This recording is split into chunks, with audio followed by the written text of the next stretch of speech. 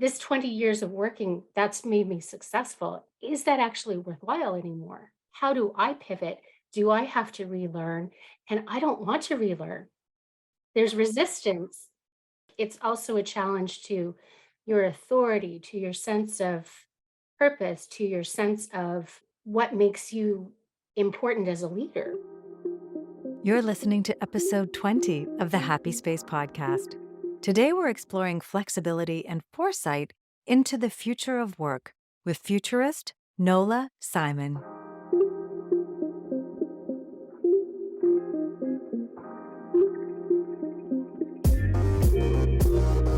Welcome to the Happy Space podcast, where we talk about designing inclusive performance through the lens of a highly sensitive productivity catalyst.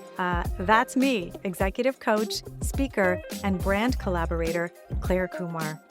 Join conversations with authors, culture shapers, space designers, and creators of products, services, and customer experience as we highlight astonishing contributions tempting a more tender world.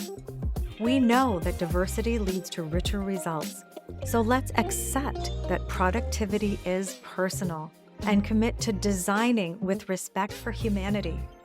I aim to leave you with ideas to better support your family, colleagues, customers, community, and not least of all, yourself.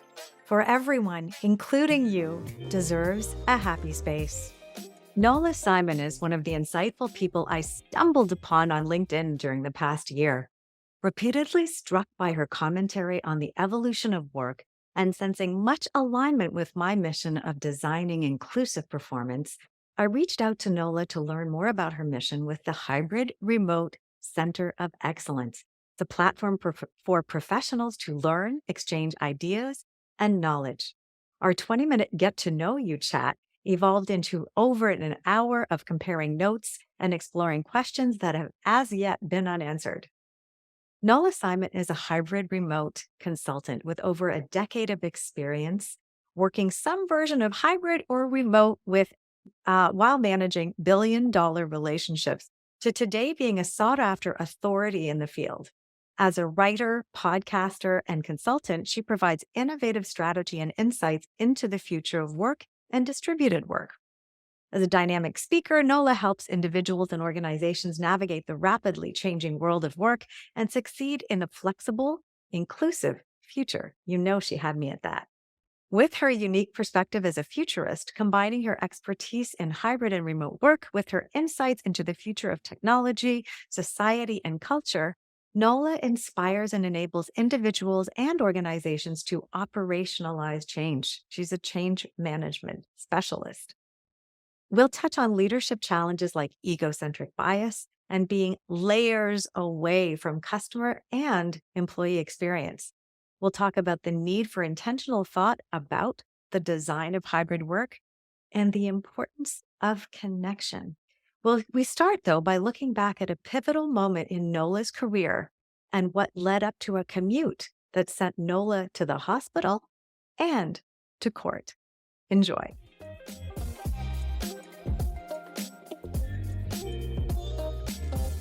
Nola Simon, I'm thrilled to have you join today and for our listeners to hear all your insights and provocative thoughts around the future of work, hybrid, remote, and whatever variation is going on. I'm really interested to have your perspective. The question I want to kick off with is, you've started the hybrid slash remote center of excellence. And I thought, I really want to start by understanding what that is and how you named it. Okay. So it started out actually as a blog, and initially I called it the Janus Oasis because the Roman god Janus looks both to the past and to the future, right? But somebody told me that that was a little bit too cutesy, and really what I decided to do was actually rebrand it. I created a podcast, but then I rebranded it into the Hybrid Remote Center of Excellence. And really, what that is an opportunity to really bring people together to determine what the future of work is that we want to see in the world, right? So, right at the moment, a hybrid remote is an entry point into the future of work. It's very topical. Everybody's trying to decide what we do with, the office, whether we go back several times a day or several times a week, whether we work from home remotely, whether we actually become digital nomads and travel around the world, whether we, just kind of combine it all and do pieces of it by doing workations, right? So how do you get the best of all worlds, right? And that's really what the podcast is about, is bringing people on to talk about different aspects of flexibility and foresight and what this is going to look like in the future. There's definitely strong threads of leadership. There's strong threads of management, upskilling, changing. What skills have to change? What do we have to adapt? What can we bring from the past that's excellent into the future? And how do we make it all livable, right? I'm How gonna do we just make yeah, sure that it's human, yeah. right? I'm gonna ask you, and maybe this is really tough to do, but how would you rate if you were gonna give a report card to how we were in 2019 and up till March 2020? There are a number of leaders who think, we know, just give me the way it was. What kind of score would you give us? I think that workloads were off the charts, and I think that there was not enough flexibility. I think our scores actually really were very low in terms of being human centric. Mhm. I actually had to leave a role because I had a massive accident the one day that I went into Toronto to commute. I was working from home 4 days a week. I had to commute one day, but I had been working 14-hour days at home, Mm. developed pneumonia and didn't know it, and passed out at the wheel, right? Because I was overworking, right? And that actually only got worse during the pandemic because, um, people weren't commuting. They weren't actually leaving their desks, right? They were Mhm. working and overworking just because there was nothing else to do either, right? So I don't Yeah, think we so were very yeah. good to begin with in 2018, and I personally don't want to go back to that. Yeah, I just want to pause on that story because that's a dramatic story. So you're working 14-hour days. You have a day where you're required to go to the office. On that day, when you're recovering from pneumonia, you still have pneumonia, something happens there and you pass out at the wheel. Give us just a little bit more of what happened then. In e- Even to the point of deciding to go into work that day, knowing you're coming through or out of pneumonia? What was going through your mind in that decision making moment of, I have to go to the office? Today's episode of the Happy Space podcast is sponsored by ClareKumar.com. With sensitivity, curiosity, and courage, I serve 3 groups asking the tough questions that lead to meaningful answers. Number 1, I coach ambitious leaders to design for well-being and achieve next-level work-life integration. Number 2, I mic drop thought bombs. That's bombs as in BALMS in keynotes and workshops, helping organizations achieve the business imperative that is inclusivity. And 3, I collaborate with brands concerned with respect for well-being on product design, marketing, and PR. If any of this piqued your interest, come find me at clarekumar.com. I'd love to speak with you. Designing inclusive performance together will lead to the richest results. So I actually didn't know I had pneumonia. So I had had a bad cold, right? So Okay. I had I think I took a 4 days off work. And then, of course, like I was working from home. So I think I took 4 days of actual sick time and then I worked one day. Mm. And then the following week, I worked from home. And then I was actually starting to feel better. So that day that I went, I was actually starting to feel better. But Mhm. I also had been invited to actually do marketing. I'd had this idea about reducing silos in the organization. So I'd actually contacted the CEO of the American division, pitched my idea basically. And I was actually asked to present at like the quarterly Ask Me Anything meeting. And I had to go and meet the marketing team to plan that session. Oh, it was And important. so It was important to it you. was important, but it wasn't just it wasn't just like the day-to-day stuff. It was just like, I'm really motivated to go and I'm Yes. feeling better. I'm going to go. Right. So yeah, everybody else, when they have a car accident on the way to work, they get to call their boss and say, "Hey, this is what happened." I got to call the executive vice president and said, "Hi, can you tell the CEO I can't come in?" Yeah. So yeah, that was fun. But I was feeling better, but halfway down, I was almost actually there. I had opened the window because I had started not to feel great. And then I closed it because it started to rain. When I closed the window, the change in air pressure actually collapsed my lung. And I hit a double fully loaded concrete hauler, destroyed my car, made a million people late for work, Yeah. and of course missed my beautiful ask me anything once in a lifetime opportunity. Right. Yeah. Yeah.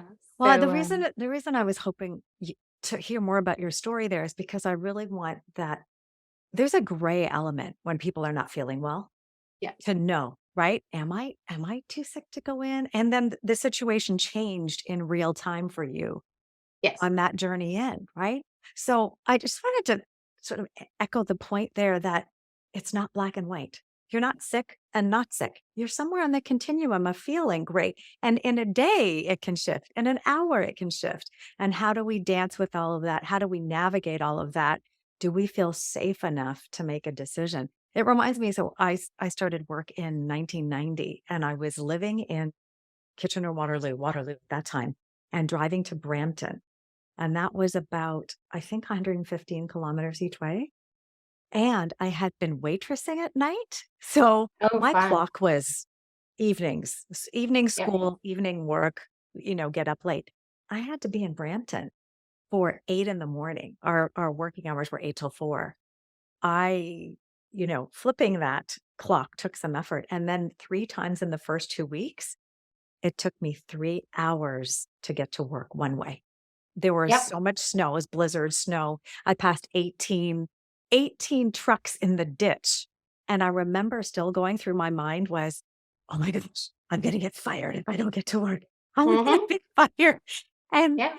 and it's ludicrous, right? This was the time when we had Apple SE30s. They were marketed as portable. They were luggable. Like you needed a set of Yeah. wheels to put that thing on, right? yes. And, if you didn't get out of the office before the gates down, the doors shut down because we were connected to the factory at that time. And they were working 7 to 3. We worked close to them 8 to 4. If you didn't leave at a time when the regular doors were open, you kind of had to walk around. So this whole thing was a bit of a disaster, but you could take your computer home with you. I just remember that feeling though, of feeling like I'm going to lose my job. I started in February and like I said, 3 times in the first 2 weeks, 3 hours to get to work. And I was taking my life. My life was at risk on that road, no doubt, Yep. when you're passing 18 trucks, right? So, whew, have we not learned something? And will not hybrid need to continue just because life happens? Never mind COVID, Right. flu, colds, caregiving, stuff still happens. So the need for hybrid now that we know we can connect, Yes. how I kind of want to do a survey on LinkedIn. What are the reasons, leaders, that you think it's fine for someone to stay home? Even if you want people in the office and you've got committed days in the office where you've negotiated that, what are the reasons that are actually okay? Well, and I think leaders don't actually know the true story either, because I actually didn't even understand. But like when I had that accident and I went into court because they pull your license when you have an accident like that, Mm. and I defended myself, I thought my defense was that I was sick. The way that legislation is written, you have to be 100% healthy. Otherwise, it's your fault and they This is can pull your Ontario. license. Just for listeners, this For is Ontario, Ontario, yes. Ontario law in Canada. Yeah. Yeah, so Yeah. I don't know what other law is, but that was interesting to me because I'm like, it's not even what the leader actually feels is relevant and what's applicable. It's really what the law Yes. supports, right? And Yes. most people, nobody I'd ever talked to understood that at all. I didn't understood that until I was in front of the judge. Mm. Right. That's a fine time to learn. Yeah, not a great way to find out, right? I called my husband at lunch and I'm like, my lawyer's an idiot. And I'm like, hi, I'm my lawyer. That was not smart. So, Well, there's no idiot there. There's just not knowing. And to your point, there's a lot of not knowing. I think it also extends to ergonomics, which yes. we've seen very few companies, I think, I don't know what the percentage is, of companies that have had the foresight to say, you're working from home, you have to work from home. Let's make sure you're working safely. Like the health and safety standards for the office really needed to be met at home. And Yes. I bet the percentage is extremely low And I've seen some surveys talking about the number of people who still say their office at home is, you know, carpal Yeah. tunnel, rotator cuff, low back pain, all kinds of ergonomic issues, right? And to your point about not knowing, what do you think it is? Is it a lack of knowledge? Is it a willing blindness? Is it not wanting to really understand this until we, get a slap in the face with the increase in benefit payments and like absolutely people off sick? Like what's behind the leaders not knowing these kinds of things? I think it's a combination of it's partly communication because there's usually like at least 7 layers between frontline staff and C-suite, right? But Yeah. it's also worldview, right? So people in C-suite aren't typing all the time, right? They're not sedentary all the time. They're not Mm, doing the same type of tasks. And if they did ever do those types of tasks, it's probably several years ago. Like the work environment and the demands have changed, right? yeah. So they're filtering decision making through their own worldview based on their own reality.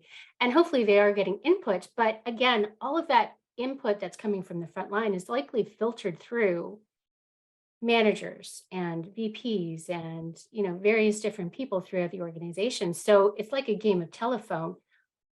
Is that information really tracking through the organization so that the people who are actually making the decisions really are armed with the reality of what it is for the individual worker, right? I don't think it's intentional. I don't think there's malicious intent for the most part of leaders and managers and CEOs and whatnot to do badly by their employees. I honestly think that they just haven't necessarily been intentional enough and strategic enough to make sure that they've got a well-rounded view of all of the information that they need to in order to make better decisions. I love that point. It makes me think of two things. Number one, the Home Depot Canada, who I was just at a media event with, and I got to meet their senior buyers in different categories.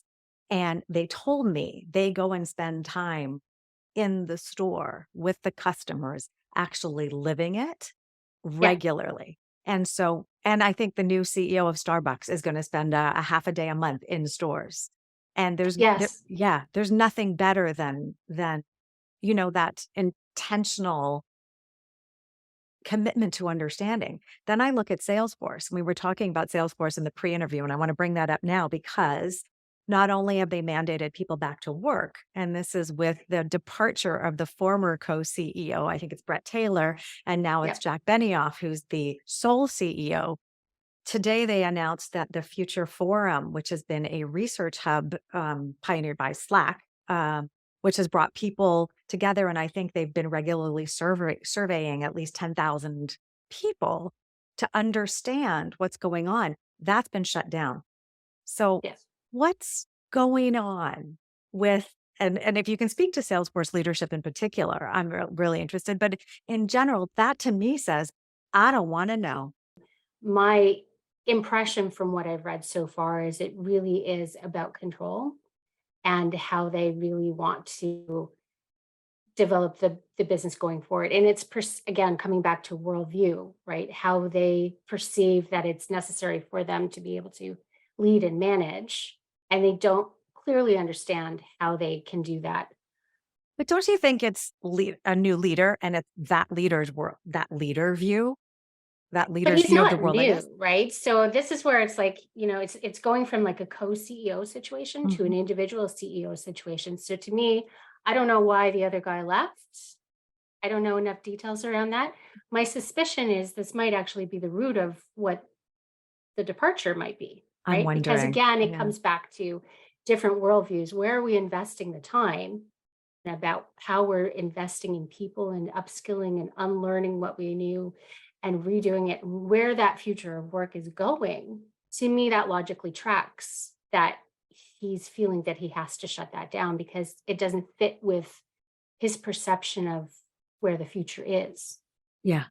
Yeah. right? Absolutely. Absolutely. So pure What speculation, but yeah. I'm curious too, because I think, this sense of inclusivity and embracing humanity is very leadership driven.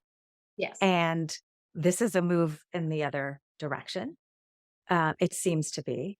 And I think, yes, control. It's leaders feeling they're doing what the best thing for the business. But I wonder, is it?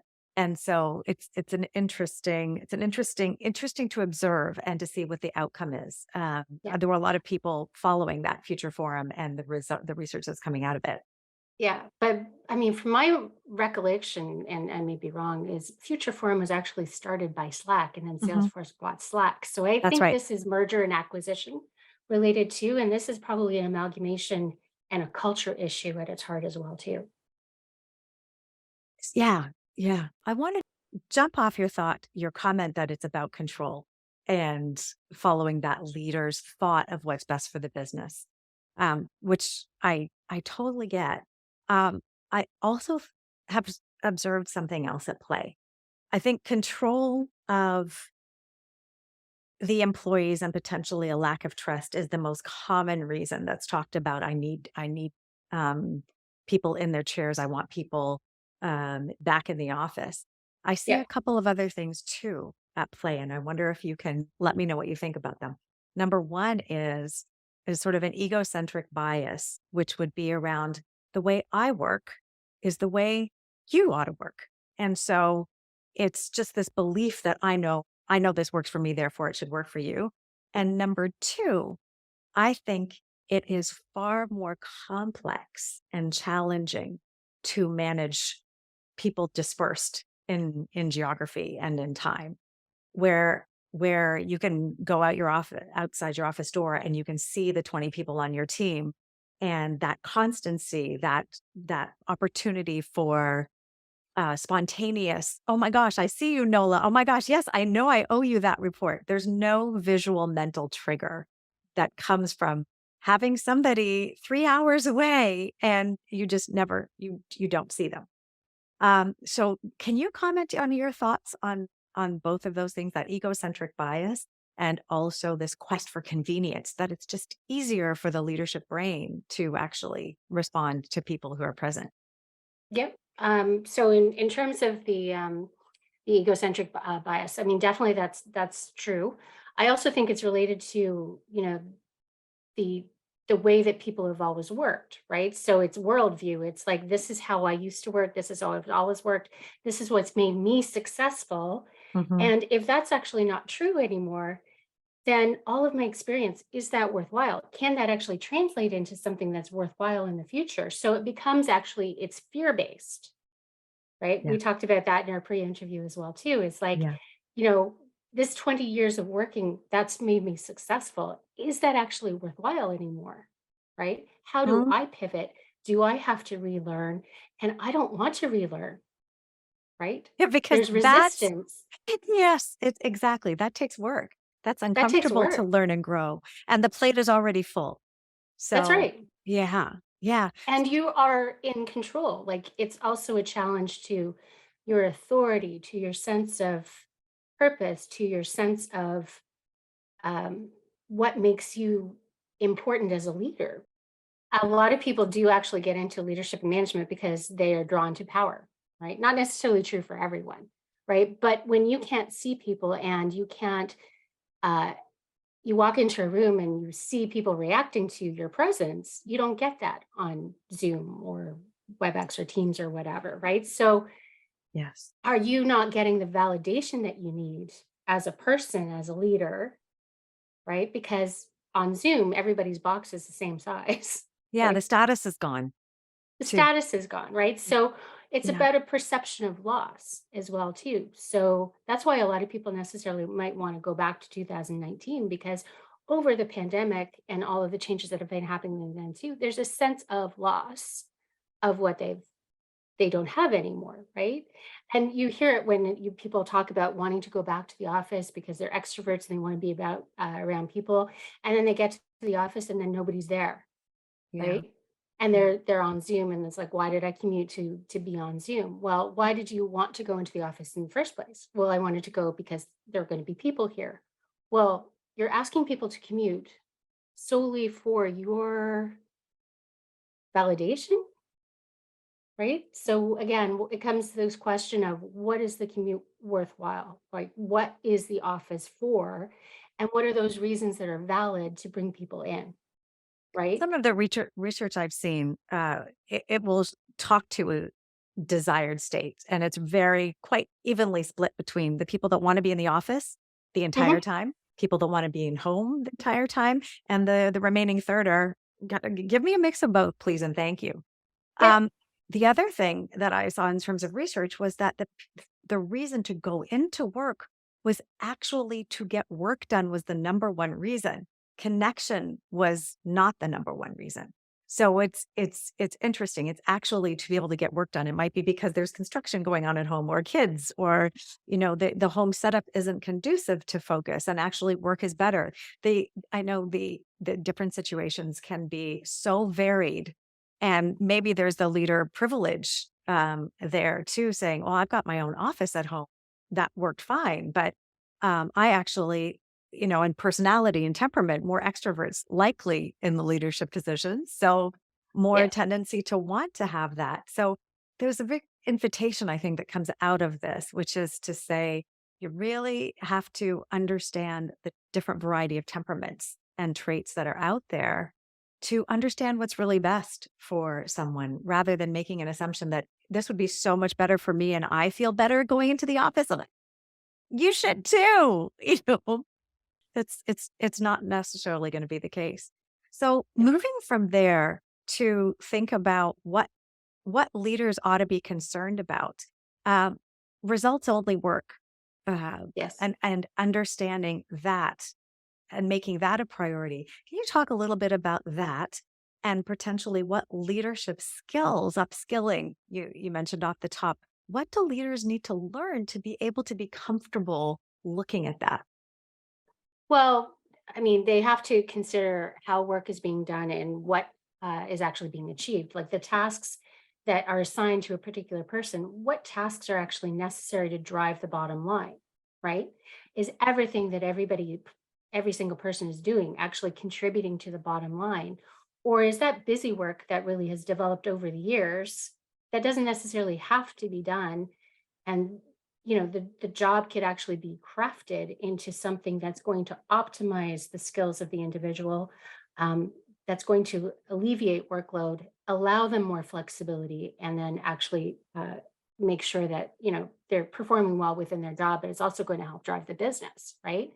That's Yeah. where that personalization, that job crafting, that driving for results, Mhm. if you can optimize the personal mastery, the autonomy, the choice, um, that's going to drive better business outcomes, right? Yeah, you're making me think of Daniel Pink's work, right?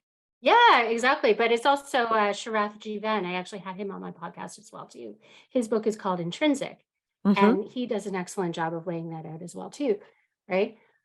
But it comes to that intrinsic motivation, right?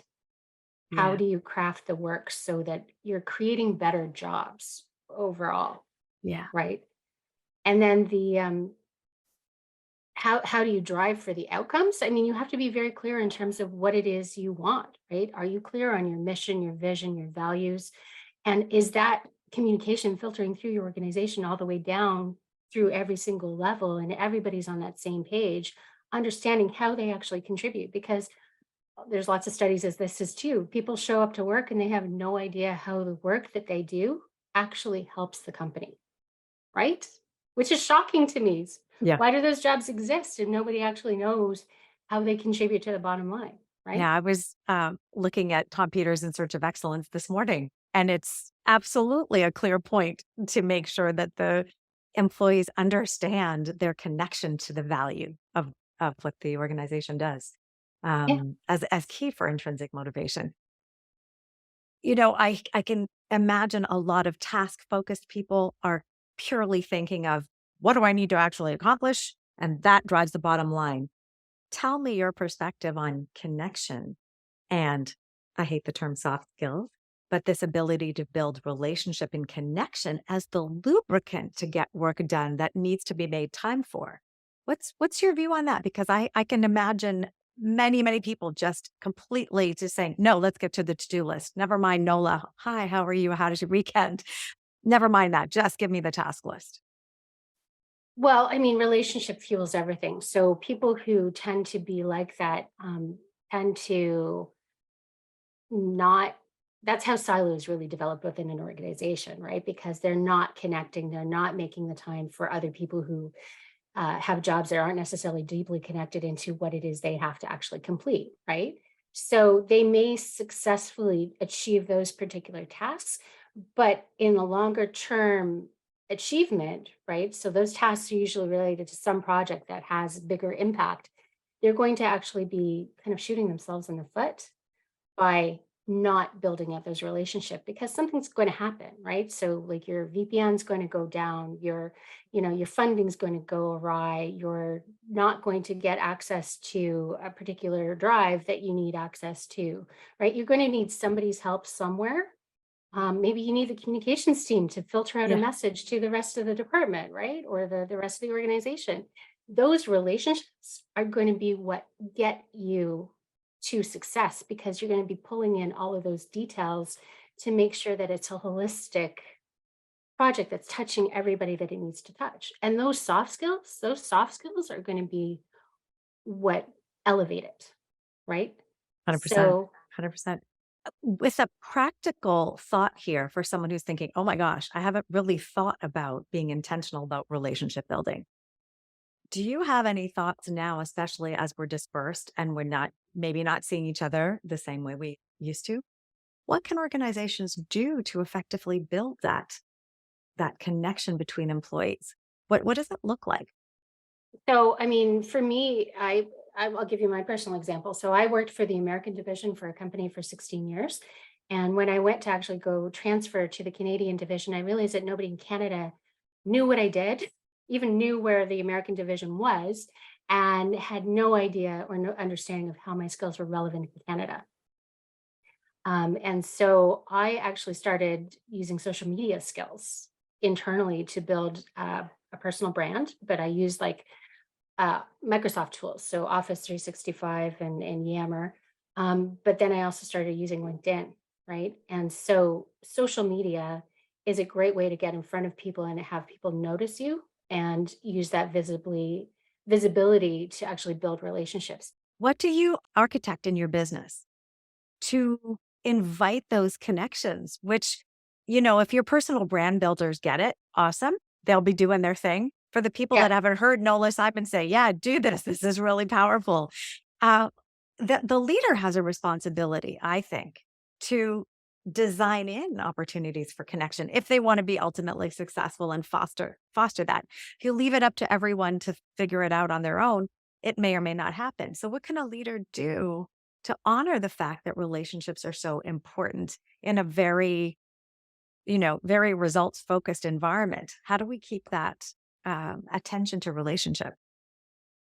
Well, I think that it has to be time devoted to it. So I think that there has to be like communication basically to make sure that people understand that it's safe to really take that time to connect, that you can approach people that you find interesting.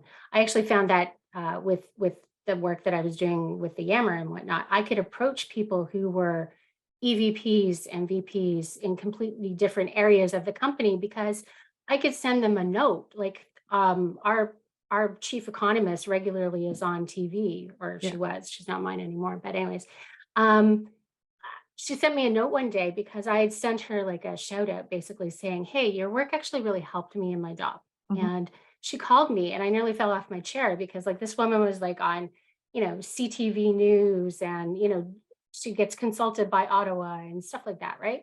And she called me, and she's like, "You know what? Nobody ever tells me thank you." So she's like, "Thank you for telling me thank you." Oh, how lovely. I Yeah, love that exactly. That's story. right. But that's exactly where I was going. It needs to be honored, and it needs to be from the leadership level said that, making time for this is not only okay, it's actually important. And so to Yeah. see the leadership team, this is why, not to beat Salesforce up, but there an initiative I believe they had, which I don't know if they have anymore, was quarterly bringing everyone together, right? To Yes. really intentionally have time for relationship build. And I mentioned this in episode 17. I talked about an offsite in the winter where you're sure you have an activity that's focused on building the team, but you have all of the around time, Yes. which is really unscripted. And in the unscripted moments come the one-on-one connections and seeing people interact and coming to a fuller understanding of people. I had an idea for a corporate intranet back in 2001 before Facebook as Yeah. the thing we needed. So you Yep. and I are totally on the same page. Um, clearly aligned in a lot of what we think about, and your ideas are refreshing. So your goal is to have organizations work with you to what? What's your offering? To really clearly develop and design a hybrid remote that works for right now, but is also future focused. So it's going to be a solution that, 5, 10 years from now, you can adapt and change to make sure that you're staying competitive. You're building an attractive employer brand because people are attracted to the flexibility and the, time location flexibility that you're building into what you design. Um, but you're, again, making it human centric. The work is going to uh, be better and people are going to feel better working for you. Yeah, right. And this is what I keep saying: if you design for well-being, the Yes, productivity will flow. right, Right? exactly. If And you yeah. remote, actually, I went from a hybrid situation that I worked for 7 years into 100% remote, and I did not like remote because remote people resort to defaults. They think they understand what remote is. There's also often a lot more intention put into hybrid design because there's a perception that it's going to be harder to manage because you've got multiple locations, right? So there's more thought, more intention put into hybrid. Remote is just like, we're not going to see you, so you do whatever you want. So, for example, when I went from hybrid to 100% remote, I lost access to the building I had worked in for 16 years because nobody ever thought that somebody in the role that I went to was going to want to come in and volunteer. So I was doing a lot of work with employee resource groups. I founded an employee resource group when the pandemic started for caregivers. Mhm. And all of a sudden, I couldn't walk into the building. My manager couldn't give me access because he didn't have access. His manager couldn't give him access because he didn't have access. I had to work my own personal network to say, "Hi, I'd like to volunteer. Could you let me in the door?" Wow. And that is disengaging, Slightly. Yeah. Yeah. right? Yeah. So it's like, "Hi, I'm doing all of this for free, but I Yeah. can't even get in the building." Yeah. You don't feel a part of, you don't feel like you're belonging in that case. Right. But Yeah. whose responsibility is that? And that's where, the role of like the head of remote, where somebody's responsible for how the policy is structured, how it's designed, the decisions that filter from C-suite to the front line, how that's the story is told, how that tracks through the division, all the different channels that you use to communicate that, the processes and procedures that build it up. That head of remote can be critical because for my case, I didn't know who to take it to. It wasn't building security responsibility. It wasn't my manager's responsibility. It wasn't my former manager's responsibility. HR had no understanding of it. Yeah. I stepped on so many toes to be able to even do the work that I was doing for free. Yeah. And like most people wouldn't even pursue it. Right. Mhm. Oh, I get But you. Yeah. exactly, that's right. So that's where it's like, you really have to look at what the employee experience is and have that design be intentional to make sure that you understand how people are living what you've designed, right? Because Yes. policy only becomes alive when people actually use it and put it in place, Right. That's a right? great point to end on. So yeah, thank you for all these insights. We've explored a bunch in our conversation, and I invite people to check out your podcast. So would you like to tell people how to find it and where they can connect with you? Oh, sure, of course. It's the Hybrid Remote Center of Excellence. It's on all major podcast players. Typically Apple or Spotify are great. But you can also find it on YouTube, and you can find me on LinkedIn or Twitter. So Nola Simon. Yeah, you've got an easy name to spell it and find. So You'd be yeah. surprised. A lot of people used to call in and say, "Hi, Melissa." I'm like, "Okay, I think there's because there's an S in the middle." So Oh, yeah, maybe. don't call me Melissa. I won't answer anymore. Well, Nola, thank you so much for joining me today. And I hope the listeners out there have found this really informative. Definitely check out Nola's podcast. And I know we'll be speaking again. Come follow our conversations on LinkedIn, won't you? Because Nola is putting out amazing content all the time, and you'll find us there interacting most definitely for months and years to come. So, without any further ado, thank you so much, Nola, for joining us. And I wish you all the best. Thank you so much, Claire.